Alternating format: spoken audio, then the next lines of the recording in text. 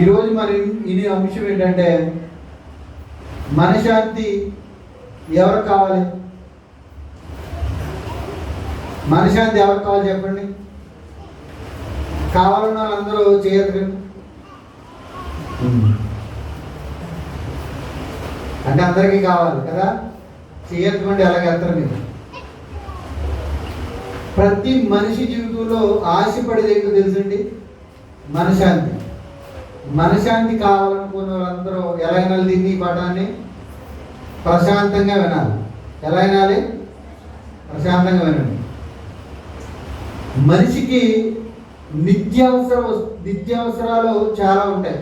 అందులో ప్రాముఖ్యమైనవి ఏంటంటే ఆహారం. అవునా కదా? ఆహారం. 2 ఏంటది? నీరు. 3 ఏంటది? గాలి. ఈ 3 కూడా కంపల్సరీగా మనిషికి అవసరమే.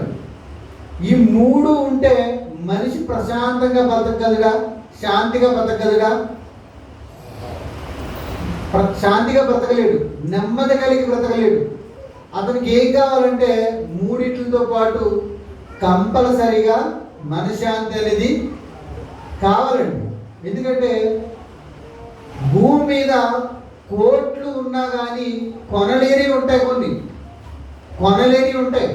నువ్వు బంగారం కొనుక్కోవచ్చు లేదా, కానీ నీకు మనశ్శాంతి ఉంటుందా? ఉండదు. డబ్బులు పెట్టి, కోట్లు పెట్టి విలువైన వస్త్రాలు కొనుక్కోవచ్చు, కానీ మనశ్శాంతి కొనుక్కోలేదు. ఆస్తులు కొనుక్కోవచ్చు, ఇంటిలో ఉన్న వస్తువులు కొనుక్కోవచ్చు, ఏదైనా కొనుక్కోవచ్చు. చాలామంది అంటారు కోట్లుంటే కొండ మీద ఉన్నదాన్ని తెచ్చొచ్చా అంటే ఏంటది?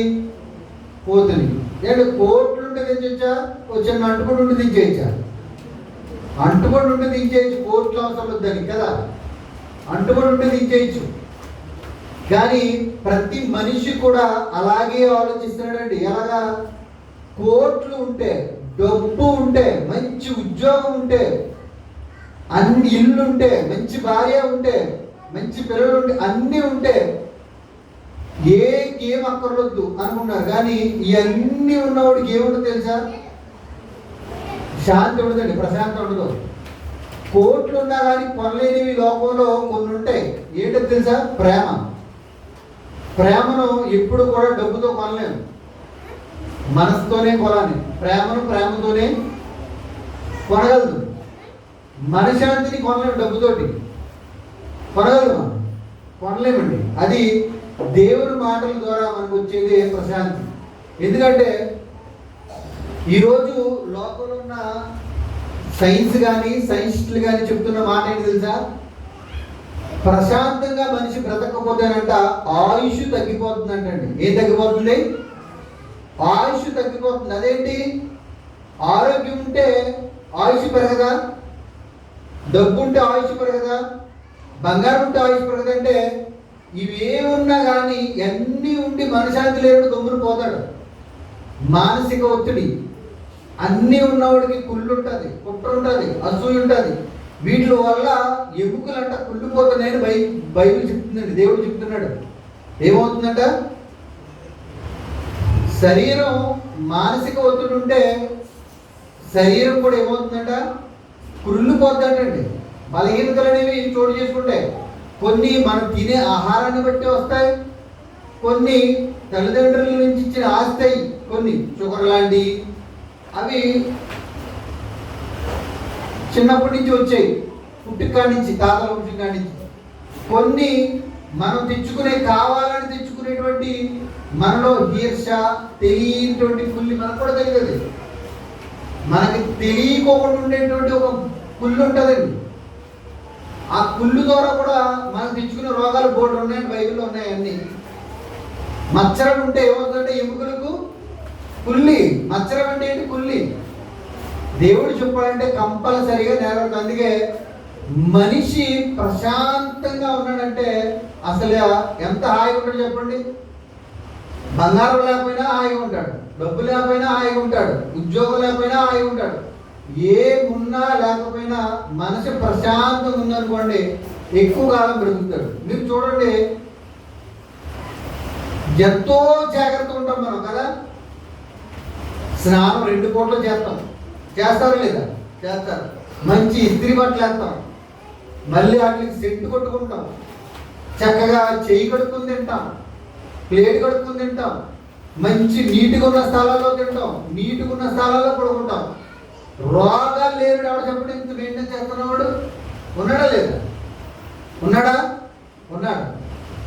మీరు రోడ్డు మీద చూడండి, వర్షాన్ని తడుస్తూ ఉంటాడు పిచ్చాడు, నవ్వుకుంటే వెళ్ళిపోతాడు. వెళ్తాడా లేదా? మీరు చూసారు ఎప్పుడైనా? నేను అబద్ధం చెప్తున్నాను. నవ్వుకుంటూ వెళ్ళిపోతాడు, ఆడే మాట్లాడుకుంటూ వెళ్ళిపోతాడు. ఆడికి ఇంకేమి ఉండదండి. ఆడు ఏదైనా ఇస్తే ఆ గురువు చేతితో తినేస్తాడు. చెయ్యి కొడుకుని 2 సంవత్సరాలు అయి ఉంటుంది. సంవత్సరాలు స్నానం చేసి ఎన్ని సంవత్సరాలు అంటే నేను మనం చూశాను. ఈ స్తంభం అంత ఉంది జడ, ఒక ఆవిడికి నా అంత పొడవు ఉంది జడ, ఎంత తొందరగా స్తంభంలా ఉంది. ఆయన అది ఈడ్చి వెళ్తుంది ఆవిడ. అంటే జుట్టు గట్టేసిందంటే అంత పొడవ ఎదిగింది, అంత పొడవ ఎదిగింది ఆవిడకి, పెద్ద ఆవిడికి. అది గుండు చేసి స్నానం చేయించారు ఆవిడకి. అంటే ఆవిడ ప్రశాంతంగా ఉంది. అదే మనకు ఒక 2 వారాలు చేయలేదనుకో, గజ్జి దొరక గోకుండా ఉంటాం ఎంతసేపు. అవునా కాదా? అసలు వాసన భరించలేము. మరి అలా గడ్డ కట్టేసిందంటే ఆవిడ ఎన్ని రోగాలు రావో చెప్పండి. వచ్చినాయి ఏమైనా? ప్రశాంతంగా చక్కగా కింగిలా ఉందండి ఆవిడ. స్నానం చేసి చక్కగా నవ్వుతూనే ఉంది. అంటే ప్రశాంతంగా ఉంటే, శుభ్రం లేకపోయినా, తిండి లేకపోయినా, వర్షం ఉన్నా, ఎండ ఉన్నా, దేనికి తెలిసిన ప్రశాంతంగా బ్రతుకుతారండి. బ్రతుకుతారు లేదా? అంటే మనిషికి కావాల్సింది ఏంటి? కోట్లు, బంగారం, శ్రేయస్కరమైన జీవితం కదా, ఇవన్నీ ఉండాలి. కానీ వీటి కన్నా ప్రాముఖ్యంగా ఏముండాలంటే మనసు ప్రశాంతంగా ఉండాలండి. నిజంగానండి. షాలోమ్ అంటాం మనం కదా. చాలామంది షాలోమ్ అంటే ఏంటి అర్థం? శాంతి కలుగును గాక అని. చెప్పునోడికి శాంతి ఉంటుందా? ఉండదు. వీడికి బాధలే. చెప్పించుకున్న వాళ్ళకి శాంతి ఏమైనా ఉంటుందా? ఉండదు. ప్రశాంతి అని పేరెట్టుకుంటారు. జీవితంలో శాంతి లేని 3 మంది ఉంటారు. అలాంటి ఉంటారండి. అంటే ప్రతి మనిషి జీవితంలో కావాల్సింది ఏంటి అంటే ఆహారంతో పాటు, నీళ్ళతో పాటు, కొన్ని అవసరాలతో పాటు, వీటి కన్నా ప్రాముఖ్యమైనదని చెప్తాను నేను, మనశ్శాంతి. ఈ 3 లేకపోయినా రోడ్డు మీద తిరిగి చాలా ప్రశాంతంగా ఉన్నాడు, ఆయుష్ కాలం బ్రతుకుతున్నాడు. మనం గుర్తుంచుకోండి, దేవుడిచ్చిన ఆయుష్ మనకి 70 అయితే 40కి, 50కి, 60కి చనిపోకండి. దేవుడు అన్నాడు, మీరు అధిక బలం ఉంటే ఎక్కువ కాలం బ్రతుకుతారని ఉంది. బలం ఉంటే బ్రతుకుతారని దేవుడు చెప్పాడు లేదా? కీర్తన గ్రంథంలో చెప్పారా లేదా? ఆయన అధిక బలం నీకు ఉండాలంటే నీలో ఏముండకూడదు. ఇందాక పాడాం మనం, చింతలన్నీ తీరినాయా మీ దగ్గరికి చేరితే, ఘోర పాపాలు పోతున్నాయి, అన్నీ పోతున్నప్పుడు ఆయన దగ్గరికి వస్తున్నాడు. మనకు మళ్ళీ ఇంకా చింత ఎందుకు చెప్పండి? నీతో ఉండాలని, నువ్వు లేని లోపల ఉండలేనని, నీతో ఉంటానని, నీతో నేను ప్రయాణం చేస్తానని, పరలోకానికి ప్రయాణం కలిగి ఇన్ని పాటలు పాడాం. మళ్ళీ పాట అయిపోయిన తర్వాత మళ్ళీ బాధలు, మళ్ళీ దుఃఖం. దయచేసి మీరు గమనించండి, మనసు ఎంత ప్రశాంతంగా ఉంటే అంత ఆరోగ్యంగా ఉంటామండి. నిజంగానండి. బాధలు లేనోడు, దుఃఖం లేనోడు, వ్యాధులు లేనోడు ఎవరు ఉండరు. అందరూ ఉంటారు. భవిష్యత్తు ఎరిగి కూడా మనకి ఇంకా ఈ బాధలు ఎందుకు? మనిషి మాటలు పట్టించుకుంటే కంపల్సరిగా బాధలు ఉంటాయి, చింత ఉంటుంది, బెంగ ఉంటుంది. అసలు మనిషినే పట్టించుకోకండి. పెడితే ప్రేమించేవాళ్ళు, పెట్టకపోతే పాదేసేవాళ్ళు. ఇలాంటి వాళ్ళతో మనకి ఎప్పుడు మైండ్లో పెట్టుకోకండి. బంధాన్ని కాపాడుకోండి, అంతే. బంధాన్ని కాపాడుకోండి. కానీ ఆ మాటలు హృదయంలో పెట్టుకుని ఇది మనకు చేశాడు, ఇది మనకు చేయలేదు, ఇలా అన్నారు, ఇలా చేశారు, ఇలాంటివి ఏం పెట్టుకోకండి. మనశాంతిగా ఉంటే ఎక్కువ కాలం బ్రతుకుతాం, దేవుడు ఆయుష్ ఇచ్చినంత వరకు. ఇలాంటివన్నీ పెట్టుకుని బరువులు పెట్టుకుని చనిపోవడం ప్రయత్నం చేయండి. చూడండి, ఒకసారి అన్నీ ఉన్నా కానీ మనశాంతి లేని ఉన్నారండి. సామెతల గ్రంథము ప్రశాంతంగా ఉంటాడు, ట్రై చేయండి. నేను చూసినంత బట్టి చాలా మంది ప్రశాంతంగా ఉంటారండి. లేనోళ్ళే చాలా ప్రశాంతంగా ఉంటారు. మీలాంటి వాళ్ళు బాగా ఉన్నవాడు ప్రశాంతత అంటే ఏంటో తెలియదు. మధ్య రకంగా ఉన్నవాడు కొద్దిసేపు హాయిగా ఉంటాడు, కొద్దిసేపు బాధలో ఉంటాడు. కానీ మనలాంటి చాలా ప్రశాంతంగా ఉంటాడు. మరి మనకు కూడా బాధలు ఎక్కువైపోయినాయా? ఎక్కువైపోతాయి. డబ్బు ఎక్కువైందా, మానసిక ఒత్తిడి ఎక్కువ అవుతుంది. గుర్తుంచుకోండి. నేను ఉన్నతంగా ఉండాలని ఆలోచన మనలో వచ్చినాయా, మనశ్శాంతి కోల్పోతాం. డబ్బు సంపాదించాలని ఆలోచన వచ్చిందా, మనశ్శాంతి కోల్పోతాం. నేను అందంగా ఉండాలి, వీళ్ళందరికన్నా బాగుండాలి అని ఆలోచన వచ్చిందా, మనశ్శాంతి కోల్పోతాం. అందరికన్నా గొప్పోడుగా ఉండాలనుకున్నావా, కోల్పోతావు. ఎందుకంటే నీకన్నా గొప్పోడు కనపడేటప్పటికి నీ మనసు చిక్కుమంటది. ఎందుకని అందరికన్నా బాగుండాలి అనుకున్నావు. అక్కడికి వెళ్ళేటప్పుడు నీకన్నా ఐశ్వర్యం వచ్చింది, నీకన్నా మహేష్ బాబు వచ్చాడు, నువ్వేమవుతావు? నీలో ఆ ఆలోచనే లేదంటే నువ్వు ప్రశాంతంగా నలుగురిలో తిరుగుతావు. అవునా కాదా? అంటే ఒక అర్థాన్ని గురించి చూసావు. డబ్బు ఎక్కువ కావాలి, ఉన్నతంగా పరువు కావాలని ఏదేదో వేసుకెళ్ళావు కాదు, నువ్వు వేసుకెళ్ళిందో కాదు. నీకన్నా గొప్పడో చెడు నీ మనసు ఎలా ఉంటుంది, చివుకుమంటది. అంటే మనిషి మెదడు చూడండి, గొప్పగా ఉండాలి, ఉన్నతంగా ఉండాలి అనుకున్న వాడు కొన్ని మనసును బాధ పెట్టుకునే పరిస్థితికి వెళ్ళిపోతాడు. సామెతల గ్రంథము 14 చూడండి, 14, 13. ఒకడు నవ్వుచుండినను హృదయమున దుఃఖముండవచ్చును. అంటే దేవుడు అన్నాడు, ఏమన్నాడు కూడా అందరూ చూడాలి. ఒకడు నవ్వుతూనే మాట్లాడతాడు, కానీ వాళ్ళలో ఏముండదంట, దుఃఖం ఉంటుందంట. దుఃఖం ఉందంటే మనశ్శాంతి ఉందా? నవ్వుతున్నాడు కానీ వాళ్ళలో ఏముందంట, మనశ్శాంతి లేదంట. దుఃఖం ఉందంట. దుఃఖం ఉందంటే మనశ్శాంతి లేనుడిగా దుఃఖం వస్తుందండి. మనశ్శాంతిగా ఉన్నవాడికి దుఃఖం రాదు. పైకి ఇలా నవ్వుతూ నేను పలకరిస్తున్నా, లోపల ఎన్నో బాధలు ఉంటాయండి. మనకి ఉంటాయి, ఉండవా? ఉంటాయి. చాలా మంది మనశ్శాంతి కోసం ఎక్కడికి వెళ్ళిపోతున్నారు, హిమాలయాలు వెళ్ళిపోతారు. కొన్ని రోజులు రిలీఫ్ ఉండాలి బాబు, ఎక్కడికైనా టూర్లు రావాలంటాడు, లేదా ఎక్కడికైనా హనీమూన్లు రావాలంటాడు, లేదా ఎక్కడికైనా చాలా మంది కొన్ని రోజులు విశ్రాంతి కోసం కాశీకో ఎక్కడికో వెళ్తూ ఉంటారు, హనీమూన్, హిమాలయాలు వెళ్తారు. అక్కడికి వెళ్తే మాత్రం వీడికి ప్రశాంతత దొరుకుతుందా? మనకి దొరకదండి. ఎందుకంటే హృదయంలో నెమ్మది లేనంత వరకు నువ్వు ఏ స్థలాల్లోకి వెళ్ళినా నీకు మనశ్శాంతి అనేది దొరకదు. నువ్వు ఎక్కడ ఉన్నా కానీ నీ హృదయం మనశ్శాంతిగా పెట్టుకున్నావు అనుకో, నీకేం దొరుకుతుంది? నెమ్మది దొరుకుతుందా లేదా? దొరుకుతుందండి. కంపల్సరీగా నెమ్మది దొరుకుతుంది.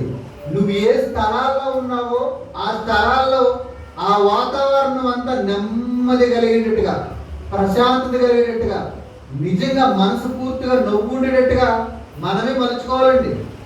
మలుచుకోవాలి లేదా? మలుచుకోవాలి. నువ్వు ఎక్కడ నిలబడితే అక్కడ నెమ్మది కలిగేటువంటి వాతావరణం నువ్వు తెచ్చుకోవాలి.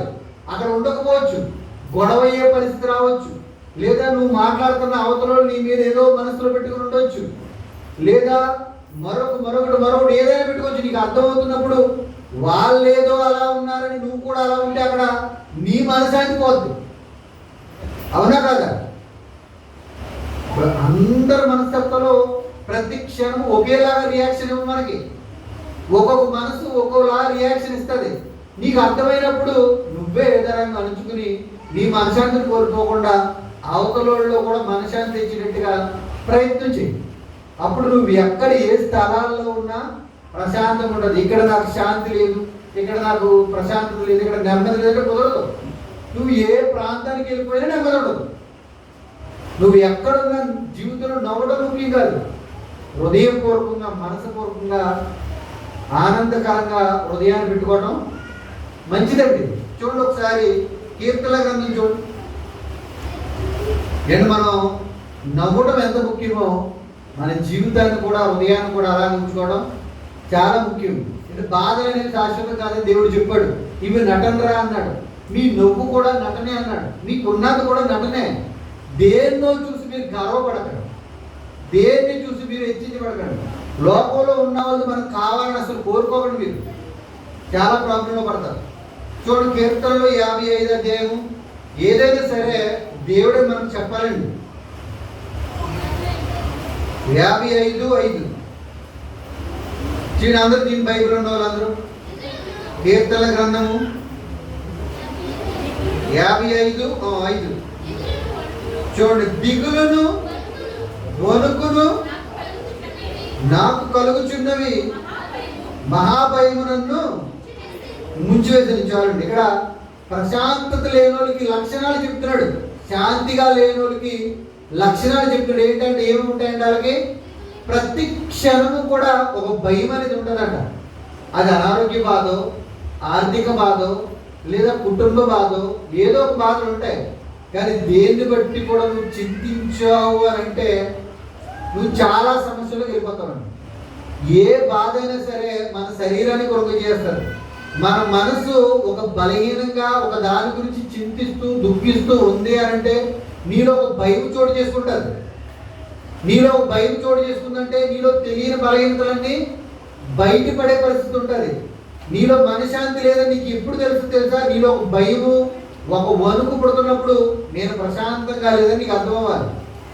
నేను అంటానండి, మీరు ఒక విషయాన్ని గమనించండి. ఒక కోణంలో నీకు ఆనందం లేదు, ఒక కోణంలో నీకు ధైర్యం లేదు. 9 కోణాల్లో నీకు ఆనందం ఉంది, 9 రకాలుగా నీకు ధైర్యం ఉంది. ఆ 9 బట్టి నువ్వు ముందుకెళ్ళిపో. ఈ ఒక్కదాన్ని పట్టుకుని ఎందుకు భయపడతావు? ఒక్కదాన్ని పట్టుకుని ఉండకండి.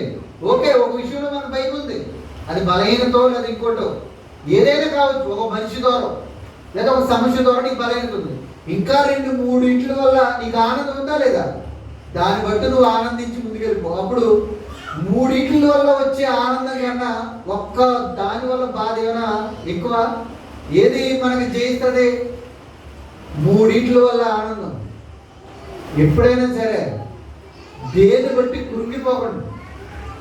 ఇంట్లో ఒకరిని బట్టి బాధ ఉందా, కనుమోని బట్టి ఆనందం వెళ్ళిపోతే ఆ ఒక్కడిని బట్టి కూలిపోకండి. మీరు అనారోగ్యం పాలైపోతాం, మనం బలహీనమైపోతాం, మనకు మనశ్శాంతి లేకపోతే ఒక్కడి వల్ల ఏమవుతుంది? మనకి మనశ్శాంతి మనం కోల్పోతాం. ఒక్కడి వల్ల మనం కోల్పోవడం ఎందుకు? ఇంకా 3 ఉన్నారు, ఆ 3తో ఆనందించు. చాలా మంచిదండి. లేదు, ఈ ఒక్కడి వల్ల నువ్వు భయపడ్డావు అనుకో, ఈ 3 వల్ల కూడా నీకు ఆనందం లేకుండా కోల్పోతావు నువ్వు. అవునా కాదు? అవును. ఇలాగా ఏదైనా సరే ఒక బలహీనత ఉంది శరీరంలో, ఆ బలహీనతను బట్టి కురిగిపోయి భయపడిపోకు, దిగులు పడిపోకు. తలపోటని కాలు బాగుంది కదా, కిడ్నీలు బాగున్నాయి కదా, గుండె బాగుంది కదా, అమ్మయ్యా ఈ బాగున్నాయిలే అనుకో. అప్పుడు ఈ తలపోటు వల్ల పెద్ద బాధ ఉండదు. బాబోయ్ తలపోటు చచ్చిపోతాడని సాగు చేసిన అనుకుంటే చాలు. ఇది ఇంకా రెట్టింపు అయిపోయి లేని భయాన్ని, పిరిగితనాన్ని, ఆందోళనని నీలో తీసుకొచ్చి నీలో ఒక మనశ్శాంతిని కోల్పోయేటువంటి పరిస్థితికి నిన్ను తీసుకొస్తుంది. దేవుడు అంటాడు లేదు ఇక్కడ, భయము, పిరిగితనము, వణుకును ఇవన్నీ దిగులు పుడుతున్నాయంటే నీలో మనశ్శాంతిని కోల్పోయేటట్టు చేస్తున్నాయి. అది మనిషి అవనండి, బలహీనత అవనండి, ఆర్థిక ఇబ్బంది అవనండి. ఒకప్పుడు ఈ రోజు కాక రేపు తీరుతుందనుకో అంతే. ఏదైనా సరే నువ్వు దిగులు పడేది దేనికోసం తెలుసా? దేవునికి సంబంధమైనటువంటి కార్యాల్లో నేను ఇది చేయలేకపోతున్నాను బాధపడు. ఆ బాధ నీకు వేదన పుట్టించి, హృదయం మండించి దానికోసం బ్రతకగలిగేటువంటి స్థితి నీకు ఇస్తుంది. లేదు నేను ఈ పాపంలో ఉండిపోయి ఎందుకు ఈ బలహీనత ఉందో నాకు అని దానికోసం చింతించు, దానికోసం బాధపడు. నీకు ప్రయోజనం ఉంటుంది. అంతేగాని పనికిరాని ప్రతి దానికి కూడా మనం బాధపడితే పనికొచ్చే జీవితంలో పొందుకునే ప్రశాంతతను పోగొట్టుకుంటాం మనం. ఇక్కడ నువ్వు శాంతంగా బ్రతకడం రాలేదంటే నువ్వు పరలోకం వెళ్ళి శాంతంగా బ్రతికే జీవిత దినాలు నీకు ఉండవండి, ఉంటాయా? మీరు చూడండి, అపోస్తులుడైన పౌలు గారు మరణానికి వెళ్ళిపోతున్న క్షణంలో చుట్టుపక్కల ఉన్న వాళ్ళందరూ భయపడి ఏడుస్తుంటే ఈయన భయపడ్డాడు. ఎక్కడైనా మీరు ఎందుకు నాకు మనో దుఃఖం కలిగేద్దామని చూస్తున్నారు? ఎందుకు నన్ను భయపడాలని చూస్తున్నారు? అది దేవుని చిత్తమైతే నేను సంతోషంగా వెళ్ళిపోతున్నాను, మీకేంటి అన్నాడు ఆయన. అన్నాడా లేదా? అంటే క్రైస్తవుడు చూడండి ఎలాంటి మైండ్ సెట్ ఉండాలో. మరణం ముందు రోమపట్నంలో మరణం ఉంది, సంఘస్థులందరూ ఏడుస్తారు, మనో దుఃఖం కలిగి ఉంటారు. అప్పుడు పౌలు గారు అంటారు, మీరు ఎందుకు దుఃఖపడుతున్నారు? ఎందుకు అలా ప్రశాంతంగా నా మనశాంతి కోల్పోయి చెప్తున్నారు? మీరు ప్రశాంతం, నేను వెళ్తాను మరణానికి అన్నాడు. అంటే ప్రతి క్రైస్తవుడు కూడా మరణానికే భయపడలేదంటే ఈ చిన్న చిన్న వీటికి భయపడొచ్చా? భయం అనేది నీలో చోటు చేసుకుందంటే గుర్తుంచుకోండి, నీ మనశాంతిని కోల్పోతావు. మనశాంతిని కోల్పోయావంటే నీకు ప్రశాంతత ఉండదు. ప్రశాంతత లేదంటే నువ్వు ప్రశాంతంగా కూడా ప్రార్థన చేసుకోలేవు. దయచేసి గుర్తుంచుకోండి దేవుడు మాట. నిజంగా చూడండి, అలా అనుకున్న వాళ్ళు అనుకుంటారంట, ఏమనుకుంటారు? మహాభయం నన్ను దిగులును వణుకును నాకు కలుగుచున్నవి, మహాభయం నన్ను ముంచివేసెను. ఆహా, గొప్ప వలె నాకు రెక్కలుండిన ఎడల నేను ఎగిరిపోయి నెమ్మదిగా ఉండుకునే త్వరపడి దూరముగా పారిపోయి పెనుగాలికి సుడిగాలికి తప్పించుకుని అరణ్యంలో నివసించుదని అనుకుంటుంది. పక్షిల్లాగా రెక్కలుంటే నేను కూడా ఈ బాధలో నుంచి, ఈ ప్రాంతాన్ని నుంచి, ఈ గొడవల్లో నుంచి నేను వెళ్ళిపోయి అక్కడెక్కడో ఉంటును అని అనుకుంటామా లేదా? కానీ నేనంటాను, ఈ పెట్లకు కూడా ఎన్ని బాధలు ఉంటాయి తెలుసండి? ఉంటాయి. కాకు అనుకుంటాడంట, అంటే ఒక మనిషి అనుకుంటాడంట, నాకు ఈ ప్రాంతం నుంచి, ఈ బాధల్లో నుంచి, అప్పుల్లో నుంచి, మనుషుల దగ్గర నుంచి నేను ప్రశాంతంగా చోటకి వెళ్ళిపోవాలి, రెక్కలుంటే నేను అలా ఎగిరిపోయి చక్కగా అరణ్యంలో హాయిగా ఉందని అనుకుంటాడంట. కానీ అక్కడికి వెళ్ళినా ఉండగలడు వీడు? ఉండలేడు. ఎందుకంటేనండి, ఈ పక్షులకి చాలా బాగుంటుంది ఏమనుకుంటాం, వీటిలో కూడా కొన్ని బాధలు ఉంటాయి. పనికిరాని బాధలు, దురాశ వల్ల వస్తాయి బాధలు, మనశాంతి. కాకు అనుకుందంటే, నేను ఒకసారి మనం చూశాను, కాకు అనుకుందంటే ఏమని, పావులులాగా ఉంటే చక్కగా ఎంత బాగుండు అని అనుకుందంట. నన్ను ఎవరూ ఇష్టపడలేదు అనుకుందంట. అప్పుడు పావురు దగ్గరికి వెళ్ళిందంట, నేను కూడా నీకులా ఉంటే ఎంత బాగుంటాను అన్నప్పుడు పావురు అంటుందంట, ఎందుకు నన్ను ఎగరనెవరో పంజరంలో పెట్టేస్తారు, ఎవరు పట్టుకుంటాడు, నిలిపెత్తాను నన్ను, నాకంటూ ఒక స్వతంత్రం ఏమి ఉండదు, నువ్వు బెటర్ ఎక్కడికి కావాలి అక్కడికి ఎగురుతావు, నేను ఎక్కడికి ఎగిరినా నన్ను అక్కడ పెట్టేసుకుంటాను, ఇక్కడ తప్పించుకుని ఇంకో చోట వాళ్ళనుకో గూట్లోని అక్కడ నన్ను పట్టేసుకుంటారు, మళ్ళీ వీళ్ళు పట్టేసుకున్నారు కదా తప్పించుకుని ఇంకో చోట ప్రశాంతత ఉందని అక్కడికి వెళ్తే ఆ గుడికాడ పట్టేసుకుంటారు, ఎక్కడికి వెళ్ళినా నన్ను పట్టేసుకుంటారు అన్నదంట. అమ్మో వద్దులే బాబా అనుకుందాం. సరే పొంగలా ఉంటే బెటర్, పొడవుగా చక్కగా హాయిగా ఉంటుంది అనుకున్నానంట. ఇల్లు పొంగ దగ్గరికి వెళ్ళి అడిగిందంట, నేను కూడా నీకులాగా అయిపోవాలనుకున్నాను, ఏదైనా మార్గం ఉంటే చెప్పు, చక్కగా హాయిగా తినొచ్చు ఎగరొచ్చు అంటే. అప్పుడు అంటుందంట, నేను ఎక్కడ కనపడితే అక్కడ కింద వెళ్తే ఊరేస్తారు, ఊర్లో అరులుతారు, పైకి ఎగిరితేనేమో టుపాకి ఇచ్చి పేరు చేస్తారు, ఇంకా చిన్నపిల్లలు ఏమో ఉండిలు ఇచ్చి కొట్టేస్తారు, నాకు కింద శ్రేయస్సు లేదు, గాలిలోనూ క్షేమం లేదు, ఎక్కడ పడితే అక్కడ నేను చంపాలని చూస్తూ ఉంటారు, ఈ జీవితం నీకు అవసరమా? చూస్తాకి బాగున్నాను కానీ నా బాధలు నీకేం తెలుసు అన్నదంట. అప్పుడు కాకనుకుందంట, నాకు మీరున్న చోట నాకు ప్రశాంతత ఉంది, ఈ బాగున్నాయి కదా, వీటి జీవితం చాలా బాగుంది, ఈ స్థలాల్లో ఉంటే అనుకున్నాను, కానీ వాళ్ళ బాధలో విన్నప్పుడు నాకు అర్థమైంది, నేను కాకి కన్నా మాది కాకిలా ఉంటే బెటర్ అనుకున్నాను. కాకి నేను ఎవడని పట్టుకుంటాడేమో, మాది కాకి కోసం అసలు ఆలోచించడు. అంటే మీరు ఆలోచించండి, మనిషి కూడా ఇదే ఆలోచనలో ఉంటాడండి, ఉన్నాడా లేదా? నేను గోవులు ఉంటే ఎగిరిపోతును, రెక్కలు ఉంటే అరణ్యంలో వెళ్ళి ప్రశాంతంగా ఉండును, నెమ్మది కలిగి ఉందని అనుకుంటాడంట. నువ్వు అన్నాను, ఏ పక్షి దగ్గరికి వెళ్ళి అడిగినా ఏ ఆన్సర్లు చెప్తాయి. దేని బాధలు దానికి ఉన్నాయి, మనిషికి కూడా బాధలు ఉన్నాయి. అంటే మనం ఏం చేయాలి చెప్పండి, ఉన్న స్థలంలోనే భయము, దిగులు, వణుకు లేకుండా ప్రశాంతంగా ఉండేటట్టుగా ఉండాలా లేదా? ఉండాలండి, ఉండాలి. ప్రశాంతత కావాలంటే దేవుడు తప్ప మరొకరు ఎవరో ఇవ్వలేదు. చూడండి ఒకసారి సామెతల గ్రంథము 15వ అధ్యాయము 16 చూడండి. సామెతల గ్రంథము 15వ అధ్యాయము 16. చాలా మంది అనుకుంటారండి, ఒకసారి చూడాలి, చాలా మంది అనుకుంటారు డబ్బు ఉంటే ప్రశాంతత అదే వస్తుంది అనుకుంటారు. చాలా మంది యవనస్తులు కానీ చాలా మంది డబ్బు పిచ్చున్న వాళ్ళు ఉంటారు. డబ్బు సంపాదింస్తే హాయిగా ఉంటుంది, ఓ 10 లక్షలు బ్యాంకులో బ్యాలెన్స్ వేసుకుని హాయిగా ఉండొచ్చు అనేటువంటి, ఒరే డబ్బు ఉంటే అన్నీ ఉంటాయరా అనుకుంటారండి. లేని వాళ్ళు ఎంతమంది ఉన్నారు చెప్పండి ఆలోచన. నిజంగా ప్రతి ఒక్కరికి ఆలోచన వస్తూ ఉంటుంది.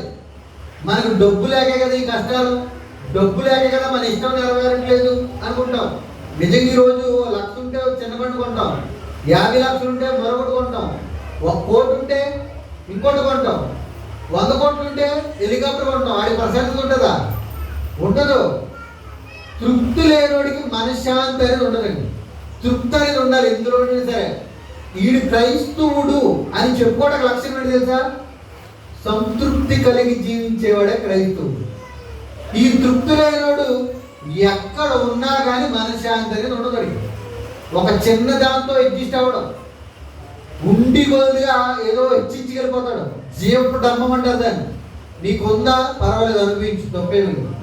లేదా ఆ స్థాయికి ఊహించుకుంటే దురాశ అవుతుంది. ఆ దురాశ వల్ల నిజంగా అనుకున్న కోరిక నెరవేరకపోతే మనిషి చచ్చి కూడా కానీ సిద్ధపడతాడండి. అది దురాశ. ప్రతి మనిషిలో ఉన్న జాడ్యం ఇది.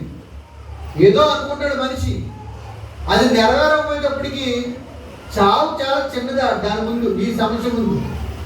మనశ్శాంతి ఉండదు, నలుగురిలో ఉన్న నవ్వు ఉండదు, నలుగురిలో ఉన్న ఆనందం ఉండదు, ఏమీ ఉండదు. ఏదో అనుకుంటాడు, డబ్బు కావాలి, లేదా ఫలానిది కావాలి, ఫలానిది కావాలి, మనశ్శాంతి కోల్పోతాడు, చావు కానీ సిద్ధపడిపోతాడు.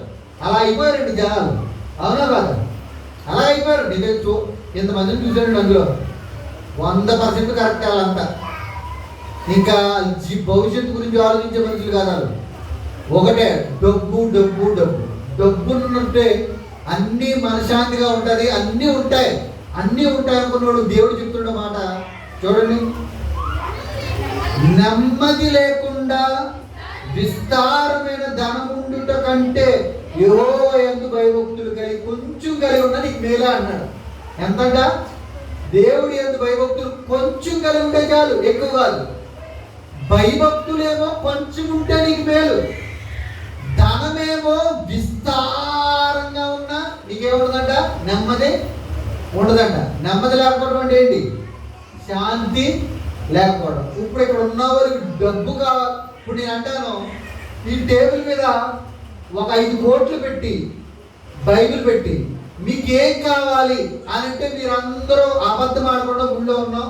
దేని కోట ఏదో చెప్పండి. మా జాయి మీరు అందరూ దేని కోట ఏదో చెప్పండి. మా చిన్న ఏమేస్తారు? దేనికి వేస్తారు? జీవనత్తు దేనికి వేస్తావు? డబ్బుకి వేస్తారు. 5 కోట్లు. 5 కోట్లు ఉంటే అన్న స్వార్థ సభలు పెట్టిస్తాను, బోల్డ్ స్వార్థ చేస్తాను, గుడి కట్టేస్తాను, అది కట్టేస్తాను అనుకుంటాం. అంతేనండి.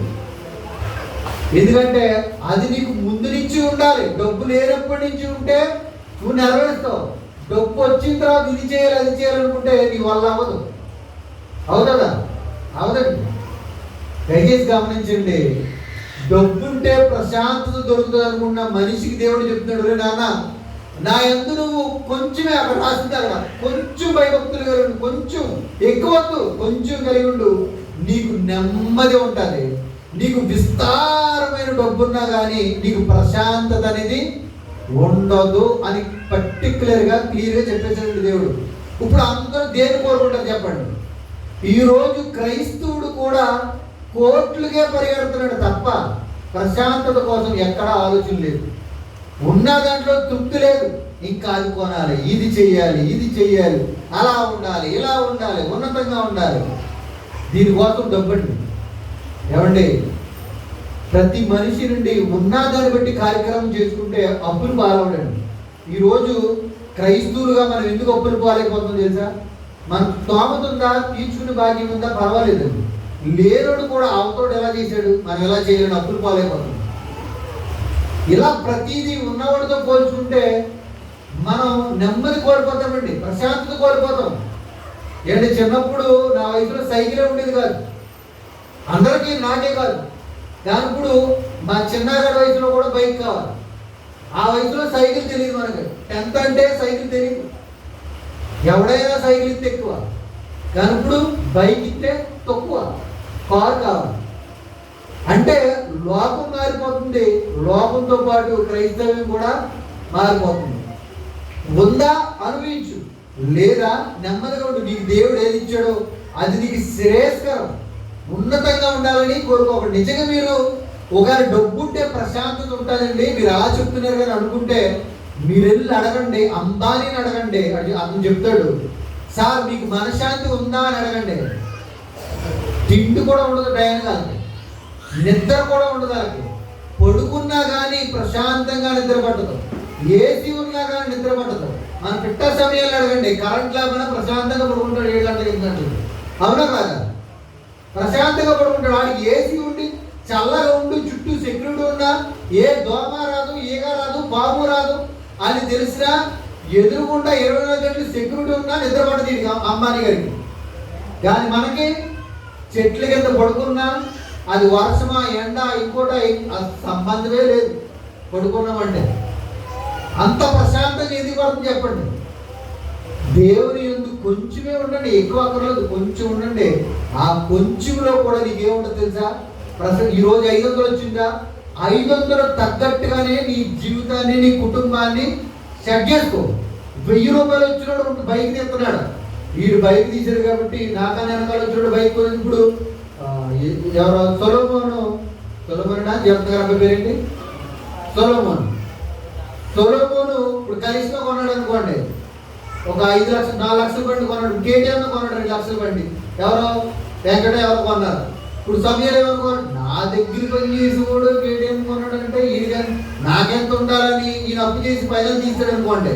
ఇంకోటి 5 లక్షల బండి తీసాడు, 6 లక్షల బండి డ్యూక్ ఏదో ఉంటుంది ఏదో ఒకటి, అది తీసాడు అనుకో 3 నెలలు వాయిదా కడతాడు. 4 నెలలు వచ్చిన పరిస్థితి ఏంటి?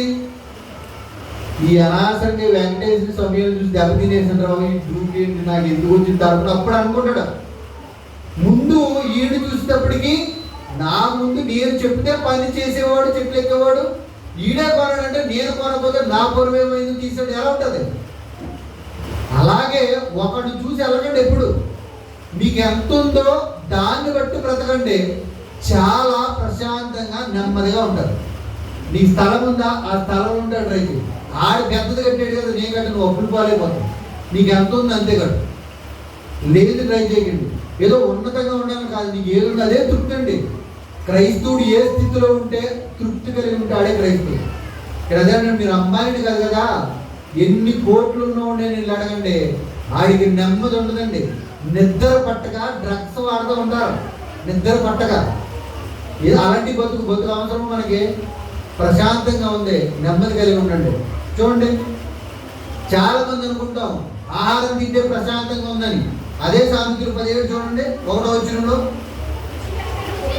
రుచి అయిన భోజన పదార్థములను కలహముతో నిండి ఉండిన ఇంట ఉండుట కంటే, ఇదిగో చూడండి, నెమ్మది కలిగి ఉండి రొట్టె ముక్క తింటా.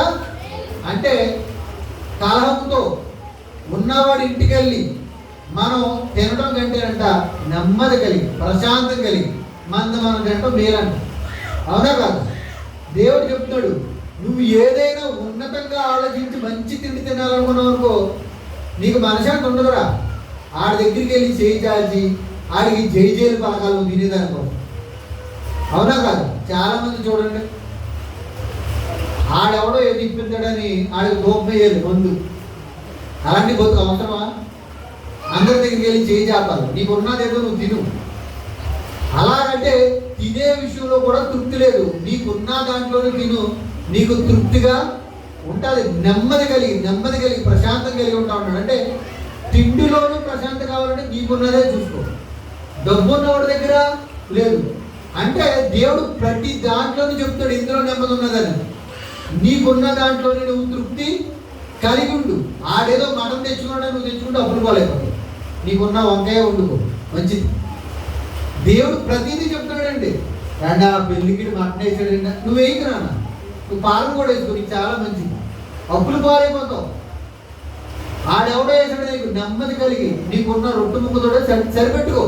నెమ్మది ఉంటుంది చెప్తున్నాడా లేదా దేవుడు?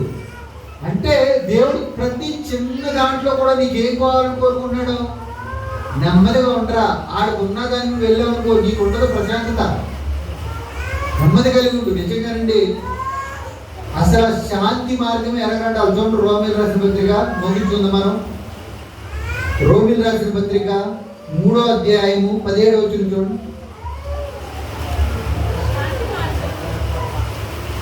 రోమిల్ రాసిన పత్రిక 3వ అధ్యాయము 17వ వచనం. శాంతి మార్గము వారు ఎరుగరు. చాలండి.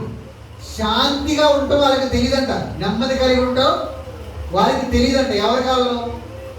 దేవుని యందు చూడండి, కింద రాసి ఉంది, వారి కన్నుల ఎదుట దేవుని భయము లేనివాడు. దేవుని భయము లేనివాడు ఎలా ఉంటాడంట? శాంతి మార్గం వాడు ఎరుగుడంటే ప్రశాంతంగా బ్రతకడం వాడికి రాదంట. ఆడెవడని గుర్తించుకోవాలి మీరు. ఎవడైనా దిగులుతో, బెంగతో, రేపో ఎల్లుండో చచ్చిపోతాను అన్నట్టుగా పెట్టుకున్నాడు అనుకోండి, ఆడిని మీరు గుర్తుంచుకోండి ఒకటే, ఆడికి దేవుడి భయం లేదు అని మీకు అర్థమైపోవాలి. ఏమర్థమైపోవాలి? ఇక్కడ దేవుడు చెప్తున్నాడా నేను చెప్తున్నాను? బాధలన్నీ మాకే ఉన్నాయండి. బాధలు ఉంటాయి, కానీ అంతకన్నా సంతోషించాడు దేవుడు నీకు. ఎంతో మంది చనిపోయారు, నీకు ఆ బాధలు తీర్చుకునే అవకాశం ఇచ్చాడు. అంటే దాన్ని బట్టి నువ్వు బాధలు తీర్చుకోవడం అడుగుల ముందే, కానీ బాధలన్నీ నాకే ఉన్నాయి, సమస్యలన్నీ నాకే ఉన్నాయని దిగులుతో కూర్చుంటే ఇంకా ఎక్కువ అవుతాయి తప్ప, ఆ బెంగతో, ఆ దిగులుతో నువ్వు ఎక్కడికో వెళ్ళిపోతావు తప్ప నీకు ఉపయోగమే ఉండదు. దేవుడు నీ ముందు శాంతి మార్గం ఉంచాడు. ఈ బాధలు ముఖ్యం కాదు. దేవుని యందు నువ్వు నీ కళ్ళ ముందు దేవుని భయం ఉంటే నీ శాంతి మార్గం ఎరుగుతావు. నిజంగానండి, అధికారం ఉంటే శాంతి ఉంటుందా? పాపం జగన్ గారిని అడగండి, ఏమైనా శాంతి ఉంటుంది ఆయనకి? ఉండదండి. ఉంటుందా? ఉండదు. పోనీ ఆయన ఓడిపోయాడు కదా, తెలుసు. బ్రతుకున్నవాడిని అడగండి, గెలిచినవాడిని అడగండి. ఎవరైనా గెలిచింది? బాబు గారు గెలిచారు, పవన్ కళ్యాణ్ గారు గెలిచారు కదా, వాళ్ళిద్దరు గెలిచారు. వాళ్ళ దగ్గరికి వెళ్ళి మీకు శాంతి ఉందని అడగండి. సూపర్ 6 చూస్తుంటే డెకౌట్ అయిపోతున్నాడు అంటాడు ఆయన. ఏమంటాడు? ఆయన వేసిన పథకాలు చూస్తుంటే భయమేస్తుంది, ఇవ్వలేకపోతున్నాడు జనాలకు అంటాడు. అంటే ప్రతి ఒక్కరిలో అధికారం ఉంది, బలం ఉంది, డబ్బు ఉంది, ఏదైనా చేయగలుగుతాను అనేటువంటి భరోసా ఆయనకు ఉన్నా ఆయనలో ఏం లేదు. వాళ్ళు వెళ్ళే మార్గాలు ప్రశాంతంగా కనబడుతుంటాయి, అంటే వెళ్తాయి. ఏ అడ్డు లేవు కదా అనుకుంటారు, కానీ వాళ్ళు వెళ్ళే మార్గంలో అడ్డు లేకపోయినా కానీ వాళ్ళు గుండుల నిండా అడ్డులే. వాళ్ళకున్న భయం లోపల కూర్చున్నా కానీ ఎవడు పేరు చేస్తాడా, ఎవడు బాంబు పెడతాడా, నెక్స్ట్ నా పరిస్థితి ఏంటి, నేను నన్ను ఉంచుతారు ఈ ప్రజలో తరిమేస్తారా, ఒకవేళ ఉన్నా కానీ పదం నిజంగా చివరిదాకా ఉంచుతారా, మధ్యలో లేపేస్తారా, ఎన్ని భయాలతో బతుకుతారండి. వాళ్ళు ప్రశాంతత ఉండదా? మనం అనుకుంటాం పని బెటరు, చక్కగా హాయిగా ఉంది, నెగ్గాడు, చక్కగా సీట్లు కూర్చున్నాడు, ఎవరిని ఏదైనా చేయగలుగుతున్నాడు ఉంటుందేనండి. వాళ్ళలో ఉండే భయం, వాళ్ళలో ఉండేటువంటి ఆందోళన, వాళ్ళలో ఉండేటువంటి దిగులు అసలు మన జీవితంలో చచ్చిపోయేవారు ఎప్పుడు చూడం. మనం ప్రశాంతంగా ఉంటామండి. దయచేసి మీరు గమనించండి, దేవుడు ఎంతో చక్కటిగా మన హృదయాన్ని తట్టేటట్టుగా మనకి ప్రశాంతంగా ఉండేటువంటి మాటలు మనతో మాట్లాడుతున్నప్పుడు మనం వినాలా లేదా? వినాలండి. దయచేసి ఆలోచించండి దేవుడి మాటలు. చూడండి, మనం ముగింపుకుందాం. ఏంటి నేను ఒకటే చెప్తున్నాను, ఎవరైనా సరే దిగులుగాను, బెంగతోనూ, చింతతోనూ కూర్చున్నారంటే వారిలో ఏమి లేనట్టు, శాంతి మార్గం లేదు. శాంతి మార్గం అంటే చెప్పండి, నెమ్మది కలిగే హృదయం ఎప్పుడు ఎలా ఉంటుందో చెప్పండి. నవ్వుతూ ఉంటారండి. కష్టాలు లేడు ఎవరు లేడండి. కష్టాల్లో కూడా నవ్వేవాడే క్రైస్తవుడు, బాధల్లో కూడా ఆనందించేవాడే క్రైస్తవుడు. సముద్రం లాంటి కెరటాల చుట్టూ ఉప్పెనలా ఉన్నా కానీ ఆనందంగా ముఖంలో చిరునవ్వు కనపడేవాడే క్రైస్తవుడు. సినిమా పడేసుకున్నాడు డైలాగులన్నీ. సాగున ముందుకు వచ్చిన చిరునవ్వుతో చంపేస్తాను అంటాడు. ఏ ఉంటాయి ఇలాంటి సామెతలు కదా, ఏ ఉంటాయండి చాలా చోట్ల. క్రైస్తవుడు ఉండాలండి చిరునవ్వు. అసలు బాధ అనేదే మొక్కలో కనపడకూడదు.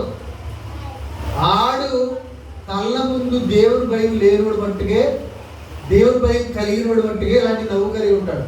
ఎప్పుడు బాధపడకండి.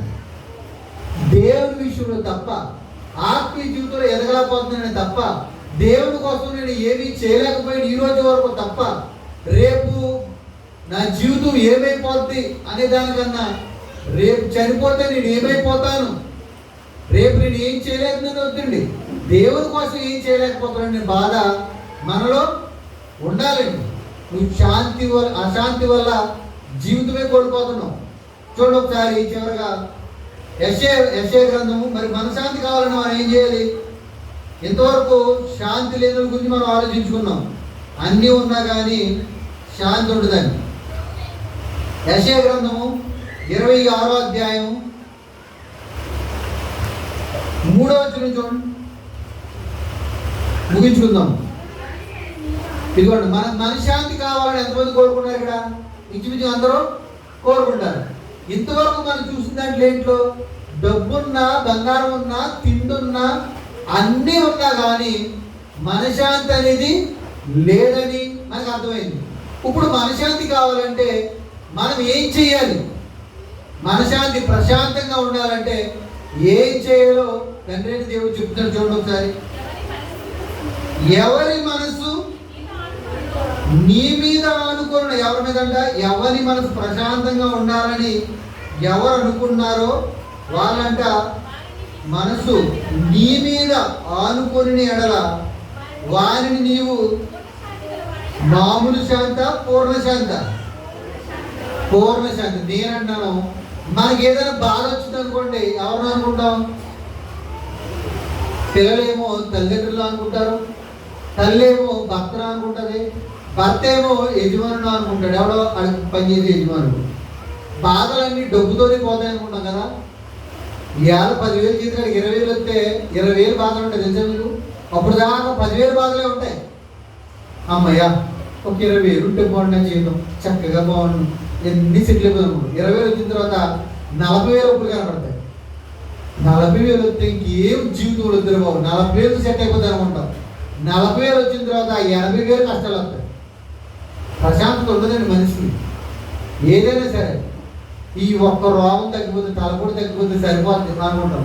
ఆ తర్వాత వెనకాల నడు నొప్పి వచ్చాడు. కొత్తగా రాదు. జీవితంలో చనిపోయే వరకు నువ్వు కష్టాలు పడుతూనే నీ జీవితాన్ని కొనసాగించాలి.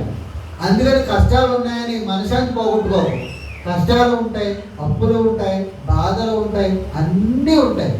కానీ అన్నీ ఉన్నా కానీ అన్నీ ఉన్నవాడి మనసు ఎవరిని అనుకోవాలన్నాడు? నువ్వు డాక్టర్ని అనుకున్నా మళ్ళీ వస్తుంది, భర్తను అనుకున్నా మళ్ళీ వస్తుంది, డబ్బులను అనుకున్నా మళ్ళీ వస్తుంది. అంటే నీకు ఈ కష్టాలు ఉన్నా కానీ మనశ్శాంతి కావాలనుకుంటే కంపల్సరిగా మన తండ్రి అయిన దేవుణ్ణి ఆనుకోమని చెప్తున్నాడండి. అసలు ఎవరిస్తారు భరోసా చెప్పండి? ఎవరు ఇస్తారా? నీకు ఏమొచ్చిన నేను ఉంటాను రా అని ఎవడు అనలేడండి. భర్త భార్యతనంలో, భార్య భర్త అన్నా కానీ ఒక రోజు వచ్చేటప్పటికి సైడ్ వేస్తారే కదా. అమ్మా నీ గుండు బాగాలేదు, నీకు ఎవరైనా గుండు ఇస్తే చెప్పు, గుండు మార్చి పెడతాం అనేటప్పటికి ఏమండి అనేటప్పటికి వెయిటింగ్, కాల్ వెయిటింగ్లో వస్తుంది. వస్తుందా రాదు? వస్తుంది. ఎవడో గుండు ఇచ్చేంత త్యాగాలు ఎవడు చేయలేడు. మాటలు ఎన్నైనా ఉంటాయి, ఎవరు చేయలేదు. కిడ్నీ పోయింది, కిడ్నీ పోదురా ఇవ్వలేరు, ఎవరు ఏమనుకోక ఎక్కడ పంపిద్దాం, ఆడ ఎవడని ఎక్కడేమో మనం ఇప్పుడు ఫోన్పే, గూగుల్ పే అన్నీ వాడదాం, వాట్సాప్, ఫేస్బుక్ ఇవన్నీ వాడదాం. లక్ష కాదు, ఇంకో లక్ష ఇస్తాను నీ కిడ్నీ కోసం అంటాడు. వీడి కిడ్నీ ఇవ్వదు. ఎవరో కిడ్నీ కోసం వీడు 8 లక్షలు ఇస్తాడు కానీ ఆడి కిడ్నీ ఇస్తాడా? ఇవ్వడండి. కానీ దేవుడిని అనుకోండి, నీకు ఏదైనా ఇవ్వగలిగాడు. నేను నీకు మనశ్శాంతి ఇవ్వగలడు, ఆరోగ్యం ఇవ్వగలడు, ఆర్థికంగా సాయం చేస్తాడు, అన్ని రకాలుగా అన్నాడు ఆయన. మీరు నన్ను అనుకోండి, వీటి మీద కాదు. ఎవరి మీద? వీటి నువ్వు దేవుడిని అనుకున్న తర్వాత ఆటోమేటిక్గా అన్నీ కూడా మనకి ఇస్తాడండి. ఏమన్నాడు? ఎవరి మనసు నీ మీద అనుకున్నో వారిని నీవు పూర్ణ శాంతిగా. అంటే పూర్ణ శాంతి అంటే ఏంటి చెప్పండి? ఒక రోజు ఉండి మళ్ళీ ఇంకో రోజు ఆగిపోయేదా పూర్ణ శాంతి అంటే? శాంతి అప్పుడప్పుడు వచ్చి వెళ్ళిపోద్ది. ఈరోజు శాంతి ఉంది నాకు, కానీ రేపు ఉంటుందా మళ్ళీ శాంతి? అప్పులు ఉన్నాయి, అమ్మయ్య తీరిపోయారు బాబా 3 లక్షల గొడవ లేదు అనుకుంటాం. పిల్లోడు బిల్లు వస్తుంది, 5 లక్షలు చేస్తాం, మళ్ళీ శాంతి ఏమైపోద్ది? పోయిందా లేదా? పోయింది. అమ్మయ్య ఆపరేషన్ అయిపోయింది, ప్రాబ్లమే లేదు, కొత్తది వచ్చేది. మళ్ళీ వచ్చిందా శాంతి? కానీ అన్నీ ఉన్నా కానీ పూర్ణ శాంతి అంటే అన్నీ ఉన్నా కానీ శాంతి పూర్తిగా కావాలంటే కన్న తండ్రిని తప్ప నువ్వు ఇంకెవ్వరిని అనుకున్నా నీ జీవితంలో పూర్ణ శాంతి రాదండి.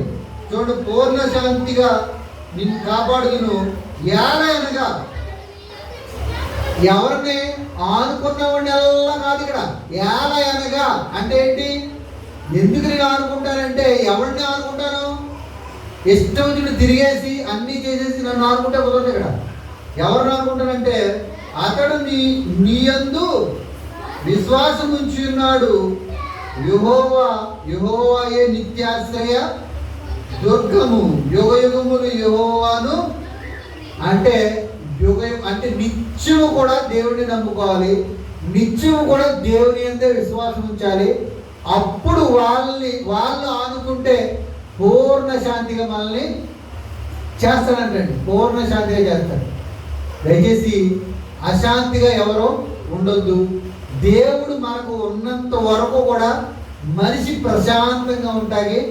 చూడండి, బైబిల్లో ఒక మాట ఉంటుందండి, 1 తిమోతి 3 వచనంలో ఉంటుంది. చాలా ఉంటాయి. అంత్యకాలంలోనంట స్వార్థ ప్రియులు వస్తున్నారు, కృతజ్ఞత లేని వారు, తల్లిదండ్రులకు అవిధేయులు. చదవండి ఒకసారి, ఇంకొక 5 నిమిషాలు కదమ్మా. 1 తిమోతి 3:3.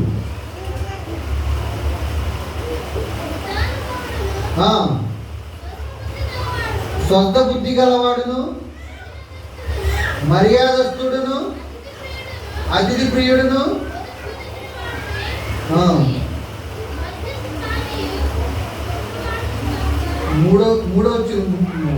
రెండో వచ్చిందని చెప్తాం. ఏలైనగా 2 తిమోతి 3:2 నుంచి, ఏలైనగా మనుషులు స్వార్థ ప్రియులు, ధనాపేక్షలు, ధనం కావాలనుకునేవారు, బెంకములాడు వారు, అహంకారులు, దూషకులు, తల్లిదండ్రులకు అవిధేయులు, కృతజ్ఞత అంటే తెలియని వాళ్ళు, వాళ్ళకి ఎంత చేసినా విశ్వాసం ఉండదండి. అలాంటి వాళ్ళు అపవిత్రులు, అంటే పవిత్రంగా బ్రతకాలనుకోరు, అనురాగ రహితులు, అతి ద్వేషులు, చూడండి, అజితేంద్రియులు అంటే ఎవరు తెలుసా? అతితేంద్రియులు అంటే శరీర కోరికలు అణుచుకోలేని వారు. వీళ్ళకి మనశ్శాంతి ఉంటుందా? ఉండదండి. ఈరోజు మనశ్శాంతి లేకుండా ఉంటున్నవారు ఇలాంటి అజితేంద్రియులు అంటే అతిగా ఆశపడేవారు. అంటే శరీరంలో పుట్టే ఆలోచనలు అదుపు చేసుకోలేని వారు. అది శరీర కోరిక ఉండి, కళ్ళతో కనపడేవారు ఉండి, ఏదైనా సరే హృదయంలో ఇష్టపడేదాని ఉండి, ఈరోజు నిజంగా చూడండి, అజితేంద్రియులే కదా మనశ్శాంతి కోల్పోతున్నారు. ఎవరో 3 పిల్లలు చంపేసింది. ఎందుకని? తన శరీరంలో పుట్టే కోరిక, తన మనసులో పుట్టే ఇష్టాన్ని, బాయ్ ఫ్రెండ్ మీద ఇష్టాన్ని పెంచుకుని ఈరోజు 3 పిల్లల్ని చంపేసి ఏదో పెట్టి చచ్చిపోయారని చిత్రీకరించాలనుకుంది, కానీ దొరికిపోయింది. టీవీ 9లో వార్తల్లో ప్రశాంతత ఉన్నవాడికి. ఎవరైనా సరే ఆఖరిగా ప్రేమించిన కోసం వెళ్ళిపోయింది, ఆడైనా విడిపిస్తాడా? ప్రశాంతత కోల్పోయిందా లేదా? ఎందుకు కోల్పోయింది? దేవుడి జన్మే కోల్పోయింది. జన్మలో ప్రశాంతత అంటే కోల్పోయింది దేవుడి. ఎందుకో తెలుసా? ఆ శరీరంలో పుట్టిన కోరిక. అతితేంద్రియులు అంటే శరీరంలో పుట్టే, అంతరంగంలో పుట్టే ఆలోచనలు. మనకు ఒకటి కావాలనుకున్నాం, దాంతో తృప్తి కలిగి ఉండాలి. ఇలా ప్రతిదీ రండి. మనమేమో ఎవరో ఫేస్బుక్లో పరిచయం అంటే ఎవడో ఆడి కోసం పిల్లలు వచ్చాడు వెళ్ళిపోయింది ఒక తల్లి, కన్న తల్లి. ఆ ప్రేమించినోడి కోసం తల్లిని చంపేసి 3 రోజులు మంచం కిందెట్టి 3 రోజులు మంచం పైన ఉన్నారు. ప్రేమికుడు ప్రేసి తల్లిని చంపేసి. ఆతిథ్యేంద్రియులు అంటే శరీరంలో పుట్టిన కోరిక. వాసన వస్తుందని పక్కోళ్ళు ఎవరో చెప్తే తప్ప పోలీసులకి తెలియలేదు. ఇలా ఎంతమంది అండి, ఎంతో మంది అంట స్త్రీలు చంపేశారంట. ఎవరో మరి ఎవరో మనకు తెలియదు. కానీ ఇప్పుడు శవాలన్నీ బయట వస్తుంది, చూసారే. ఇప్పుడు శరీరంలో పుట్టే కోరికలు దొరికితే నిజంగా మనశ్శాంతి ఉంటుంది అతనికి. ఇలాగా ఎవరి కోరికలు వారు నెరవేర్చడం కోసం, అదేమో డబ్బు అవనివ్వండి, ఇల్లు అవనివ్వండి, బంగారం అవనివ్వండి, ఉద్యోగం అవనివ్వండి, మరొకటి శరీర కోరికలు అవనండి, మనసులో కోరికలు అవనివ్వండి, ఇష్టాన్ని నెరవేర్చుకోవడం అవనండి, ఏదైనా సరే మనశ్శాంతి లేకుండా కోల్పోతారండి. మనసులో ఉన్న కోరిక నెరవేర్చుకోవడం కోసం దేవుడు చెప్తున్న మాట ఎప్పటికీ కూడా అబద్ధం అవదండి. అందుకే నేను అన్నాను, మీ మనసు ఎప్పుడు ప్రశాంతంగా ఉండాలంటే దేవుడిని మనసారా అనుకోండి. ఆనుకునే ముందు నీకు ఏముండాలంటే దేవుడి మీదే విశ్వాసం ఉండాలి, దేవుడి మీద నీకు భయం ఉండాలి. యెహోవాయే శాశ్వత దుర్గం మనకంటే ఆయనే కాపాడేవాడని ఆయన అన్నాడు కనుక మనం ఆయన్నే అనుకుందాం. ఈరోజు చూడండి, టీవీ 9లో కనబడుతున్న ఏ ఒక్కడికి కూడా మనశ్శాంతి అనేది లేదండి. అందరూ జైల్లో ఉండి, ఈరోజు సరసాల్లో ఉండి మనశ్శాంతి కోల్పోతున్నారు. తండ్రిని హత్య చేసి ఈరోజు భార్య చంపుతున్నారని భర్తలను, భయంకరమైన మడలు. మరి పోయేలో వాళ్ళ కోరికలు నెరవేర్చడం కోసం, అతిథేంద్రియులు లోపల అంతరంగంలో ఉన్న కోరికలు నెరవేర్చుకోవడం కోసం బైక్ ఇవ్వలేదని ఒకడు. నిజంగానంటే మనం చూసారండి, చిన్న పిల్లోడు అంటే ఒక మాదిరి వయసు పెద్దోడు, ఎవరంతులు పెళ్లికారులు అంతమాట ఫోన్ చూస్తాడని ఆ ఫోన్ లాక్కున్న వ్యక్తిని నిజంగానండి ఎలా చచ్చిపోయాడు. చచ్చిపోయినా కానీ చెప్పేస్తున్నాడు, పార్ట్లు కింద నరికేస్తున్నాడండి. ఫోన్ లాక్కున్నందుకు అమ్మనే ఫోన్ లాక్కున్నందుకు నిజంగానండి వాళ్ళ శరీరం పుట్టే కోరిక ఫోన్ ద్వారా తీర్చుకున్నారు. దీన్ని వద్దన్నా చంపేస్తున్నారు, వద్దంటే చంపేస్తున్నారు. అంతే నేల వేసుకుంటారు, లేదా వాళ్ళు హింసించేసుకుంటారు, లేదా ఎదుటి వ్యక్తిని చంపేస్తారు ఈ ఆవేశంలో. ఎందుకో తెలుసా? ఫోను కోరిక నెరవేరట్లేదు. దీనికంతా వీళ్ళ ప్రాణాల కన్నా, అమ్మ ప్రాణాల కన్నా, నాన్న ప్రాణాల కన్నా, ఒక ఈళ్ళ ప్రాణాల కన్నా, దేవుడి కన్నా ఈ ఫోన్ ఎక్కువైపోతుంది మనుషులకి. ఒక పిల్లోడండి ఏదో ఒక దెబ్బ కొడుకు చచ్చిపోతే వదిలేదు కదా. ఏమన్నా చూసారు మీరు యూట్యూబ్లో? అది ఏమన్నా ముక్కలు జరిగాడు. వార్తల్లో కూడా వచ్చింది. అంటే వాడి శరీరం మనశాంతి పోయిందో లేదో చెప్పు. నిజంగా ఫోన్ పిచ్చిపోయి అందరూ తిట్టేటప్పుడు ఎవరైనా ఫోన్ గురించి అమ్మని చెప్పేసేవారా, లేదా ఎలా చేసేవాడు అన్నప్పుడు అప్పుడు ఆ మైకు నుంచి బయటకు వచ్చిన తర్వాత తల పట్టుకుంటాడు. పట్టుకున్న ప్రయోజనం ఉంటుందా? ఆ గేమ్ ఏదో ఆడుతున్నాడు, గేములు. అందుకే నేను చెప్తున్నాను, మూర్ఖులుగా ఉన్నాడు దేవుడు. ఏమన్నాడు? మూర్ఖులుగా వదిలేయండి, పరిశుద్ధులుగా ఉంటున్నాడు. నవ్వే వాళ్ళని నమ్మనివ్వండి, ఏడిచే వాళ్ళని ఏడనివ్వండి. దేవుడు కూడా ప్రకటన గ్రంథం వచ్చేటప్పటికి చివరిలో చెప్పేశాడు ఆయన, మూర్ఖులు మీరు బాగు చేయలేదు నాన్న, వదిలేయండి. ఆ దగ్గరికి వెళ్ళారంటే చిరతపురిలో ఇలా పడిపోతారు మీద. ఫోన్ గురించి నువ్వు ఆంటేమన్నాడు, ఏం మాట్లాడు, ఫోన్ గురించి మాత్రం మాట్లాడు. ఎందుకో తెలుసా? వాడు అతిథేంద్రుడు, లోపల పుట్టే కోరిక నెరవేర్చడం కోసం చచ్చిపోతాడు, బిల్డింగ్ ఎక్కి చంపారు. ఆడికి బలం ఉందా? అడిగి వాళ్ళే చంపేస్తారు, లేదా ఏదైనా చేయగలదు. అది చిన్నదానికి వీడి క్రికెట్ మ్యాచ్ చూడాలంటే భర్త, ఈవిడేమో సీరియల్ చూడాలి. ఏం చూడాలి? వార్తలు వచ్చింది టీవీ. నేను కట్టె బాబా మ్యాచ్ అయిపోతుంది ఏంటని అక్కడ ఏదో ఉందంట, అది ఇచ్చి కొట్టేటప్పటికి భర్త చచ్చిపోయాడు. భార్యగా భర్తను చెప్పేసింది భార్య. దేనికోసం? చిన్న సీరియల్ కోసం. ఎన్ని వార్తలండి! ఆవేశంలో చేసే పనులు ఆ తర్వాత లైఫ్లో మనశ్శాంతి ఉండదు, జీవితాన్ని కోల్పోతారు, సిగ్గు పడుతూ బ్రతుకుతారు, బాధపడుతూ. ఆ బతుకు అవసరమా? లోపల పుట్టే కోరికలు అణుచుకోండి. లేదా అని చెప్తాను, సమాజంలో అది ఏ ఫోన్ అవనండి, అది శరీర కోరిక అవనండి, లేదా జీవడమ్మం, లోకంలో నేను ఉన్నతంగా కనపడాలి, హైలైట్గా కనపడాలి. ఉందా? అనుభవించి తప్పేమీ లేదండి. లేదా దాన్ని ఆశపడదు. దేవుడు నీకు ఏది ఇచ్చాడో నెమ్మది కలిగి నీకున్న దాంట్లో రొట్టెముకు మీద నెమ్మది ఉండరా. నువ్వు పైన ఉన్నవాడు రుచికర ఆహారానికి ఆశపడదు, అవమానపడతావు. డబ్బున్నోడి దగ్గర నెమ్మది లేదు నాన్న, నా ఎత్తు భయభక్తులు కొంచెం కలిగి నీకు నెమ్మది ఇస్తాను. ఇన్ని చెప్పాడు కదండి. మనశాంతి లేనివాడు చూసాం మనం, అతితేంద్రియుడు. అలా ఉండొద్దండి. దేవుడు మనకు ఎంతో పాఠాలు నేర్పుతున్నాడు. ఈ పాఠాలన్నీ ప్రపంచంలో మహావిద్యాలయాలని పిలువబడుతున్న దాంట్లో ఉండవు. ఒక్క మాట చెప్పరు ఇందులో ఉన్న ఒక మాట, డబ్బు సంపాదించి ఏదైనా దగ్గరికి వస్తుంది. డబ్బు సంపాదించకపోతే నీకు ఎవడో విలువడదు. డబ్బు సంపాదించే విలువ వస్తుంది కాదు, కానీ మనశ్శాంతి మాత్రం ఉండదు. ఇంకా రెట్టింపు చేసుకోవాలని ఆలోచన తప్ప నీలో ప్రశాంతత కోల్పోతాం. రెట్టింపు రావచ్చేమో, ప్రశాంతత ఉండదు. దయచేసి నేను ఒకటే చెప్తున్నానండి, ప్రశాంతత కావాలంటే నువ్వు ఎంత తగ్గి బ్రతుకుతావో, ఒగ్గి బ్రతుకుతావో అంత ప్రశాంతంగా ఉంటావు. నేను తగ్గను, నేనంటే చూపించాలి. నేనేంటో తెలుసా, మా ఇల్లు ఏంటో తెలుసా, మా నాన్న ఎంత గవర్నమెంట్ ఉద్యోగం తెలుసా, మా తాతలు అంటే తెలుసా, మాకు ఎన్ని ఎకరాలు ఉన్నాయో తెలుసా, మా నాన్న ఎంత, మా అమ్మ ఎంత, మాకు బోర్డు ఉంది అనుకున్న గర్వం వచ్చేస్తుంది. ఏ ఉంటాయి, ఉన్నా కానీ తగ్గించి బ్రతకండి, దేనంతో కలిగి బ్రతకండి, నెమ్మది కలిగి ఉంటుందండి.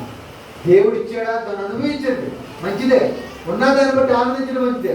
కానీ ఎక్కువగా గర్వపడద్దు, హెచ్చించబడద్దు, తగ్గించుకుని ఉండండి. మనలో అందుకన్నాడు, తగ్గించుకుని వారు హెచ్చించబడరు, హెచ్చించబడేవారు తగ్గించబడతారు. నీకు ఎంత ఉన్నా తగ్గించుకుంటూ మనసు ప్రశాంతంగా ఉంటుంది. ప్రార్థన చేసుకుంటాం.